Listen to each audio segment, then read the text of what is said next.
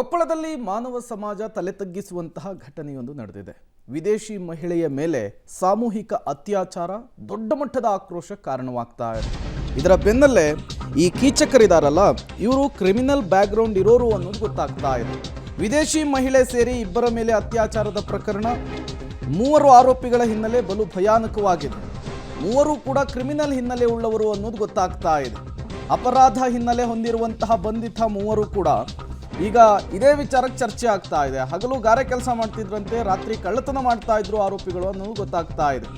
ಗಲಾಟೆ, ದೊಂಬಿ, ಕಳ್ಳತನದ ಕೇಸ್ಗಳಲ್ಲೂ ಕೂಡ ಭಾಗಿಯಾಗಿದ್ರಂತೆ. ಗಂಗಾವತಿ ನಿವಾಸಿಗಳಾಗಿರುವಂತಹ 3 ಆರೋಪಿಗಳ ವಿರುದ್ಧ ಸಾಲು ಸಾಲು ದೂರುಗಳು ಕೇಳಿ ಬರ್ತಾ ಇದ್ರು. ರಾಜಿ ಸಂಧಾನವನ್ನು ಮಾಡಿ ಬಿಟ್ಟು ಕಳಿಸ್ತಾ ಇದ್ರು ಪೊಲೀಸರು ಅನ್ನೋದು ಗೊತ್ತಾಗ್ತಾ ಇದೆ.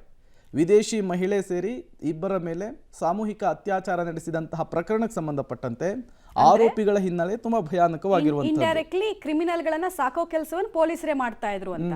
ಈಗ ಬೊಗಳ್ತಾ ಇದ್ದಾರೆ, ಕಚ್ತಾ ಇದ್ದಾರೆ ಕಂಡ್ಕೊಂಡವ್ರಿಗೆ ಅಂತ ಗೊತ್ತಾದಾಗ ಅವ್ರಿಗೆ ಆಂಟಿ ರೇಬಿಸ್ ಅನ್ನು ಹಾಕಬೇಕಾಗಿತ್ತು. ಅದು ಬಟ್ ಸಾಕೋ ಕೆಲಸ, ಬಿಸ್ಕೆಟ್ ಹಾಕೋ ಕೆಲಸವನ್ನು ಪೊಲೀಸರು ಯಾಕೆ ಮಾಡಿದ್ರು ಅನ್ನೋದು ಪ್ರಶ್ನೆ. ಆಮೇಲೆ ಇತ್ತೀಚೆಗೆ ಇಲ್ಲಿ ಅಂತಲ್ಲ, ಎಲ್ಲಾ ಸ್ಟೇಷನ್ಗಳಲ್ಲೂ ತಾವು ಕಾನೂನು ಸುವ್ಯವಸ್ಥೆ ಕಾಪಾಡೋದಕ್ಕೆ ಇರೋದು ಅನ್ನೋದನ್ನ ಮರ್ತೋಗ್ಬಿಟ್ಟಿದ್ದಾರೆ ಪೊಲೀಸರು. ಒಳ್ಳೆ ಸೆಟಲ್ಮೆಂಟ್ ಸೆಂಟರ್ ನಡೆಸ್ತಾ ಇದೀವಿ ನಾವು ಅನ್ನೋ ರೀತಿ ಮೀಡಿಯೇಟರ್ಗಳ ರೀತಿ ವರ್ತಿಸ್ತಾರೆ. ಅದರ ಪರಿಣಾಮ ಏನು ಇದೆ? ಕ್ರಿಮಿನಲ್ಗಳಿಗೆ ಏನನ್ಸುತ್ತೆ ಅಂತ ಅಂದರೆ, ಹೆಂಗಿದ್ರು ಮೀಡಿಯೇಟರ್ ಕೆಲಸ ಮಾಡ್ತಾ ಇದ್ದಾರೆ. ಕನ್ನಡದಲ್ಲಿ ಗೊತ್ತಲ್ಲ ನಿಮಗೆ ಮೀಡಿಯೇಟರ್ ಅನ್ನೋದಕ್ಕೆ ಏನಂತಾರಂತ. ಹೆಂಗಿದ್ರು ಆ ಕೆಲಸ ಮಾಡ್ತಾ ಇದ್ದಾರೆ, ಇಂಡೈರೆಕ್ಟ್ ನಾವು ತಲೆ ಕೆಡಿಸ್ಕೊಳ್ಬೇಕು ಅಂತ ಹೇಳಿ ಸಮಾಜ ವಿರೋಧಿ ಕುಕೃತ್ಯಗಳನ್ನು ಮಾಡ್ತಾ ಇದ್ದಾರೆ. ಒಂದು ನಿರ್ಲಕ್ಷ್ಯ ಪೊಲೀಸರದ್ದು ಈಗ ದೇಶದ ಮಾನ ಹರಾಜಂಗ ಆಗಂಗಾಯಿತು.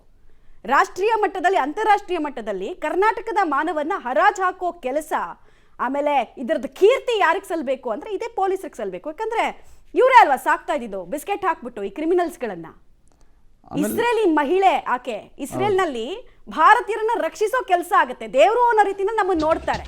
ನಾವು ಮಾಡಿದ್ದೇನು? ನಾಚಿಕೆ ಆಗುತ್ತೆ ಈ ಸುದ್ದಿಯನ್ನ ನಾವು ಪ್ರತಿ ಸಲ ಓದ್ಬೇಕಾದ್ರೂ ಕೂಡ. ವಿದೇಶಿ ಮಹಿಳೆ ಸೇರಿ ಇಬ್ಬರ ಮೇಲೆ ಅತ್ಯಾಚಾರದ ಪ್ರಕರಣಕ್ಕೆ ಸಂಬಂಧಪಟ್ಟಂತೆ 3ನೇ ಆರೋಪಿಯನ್ನ ಬಂಧಿಸಿ ಗಂಗಾವತಿಗೆ ಕರೆತಂದಿದೆ ಖಾಕಿ ಟೀಮ್ ಅನ್ನೋದು ಗೊತ್ತಾಗ್ತಾ ಇದೆ. ನಿನ್ನೆ ತಮಿಳುನಾಡಿನಲ್ಲಿ ಶರಣಬಸವನನ್ನ ಬಂಧಿಸಿದ್ರು ಪೊಲೀಸರು.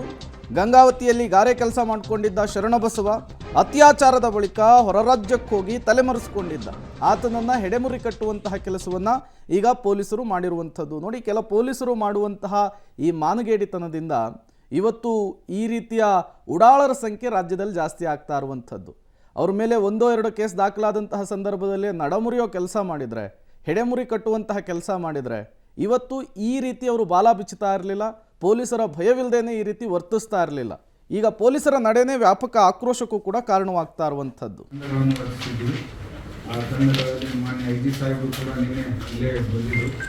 ಅವರು ಕೂಡ ಸೂಪರ್ವೈಸ್ ಮಾಡಿ ಆ ತಂಡವನ್ನು, ಅದನ್ನು additional S P Hemant Kumar ಹಾಗೂ ಗಂಗಾವತಿ DSP ಪಾಟೀಲ್ ಅವರು ಲೀಡ್ ಮಾಡ್ತಾಯಿದ್ರು. ಆ ತಂಡದಲ್ಲಿ ನಮ್ಮ ಜುಟ್ಟಲ್ ಅವರು ಅವ್ರದೇ ಠಾಣೆಯಲ್ಲಿ ಆದಂಥ ಅವರು ಲೀಡ್ ಮಾಡ್ತಾಯಿದ್ರು.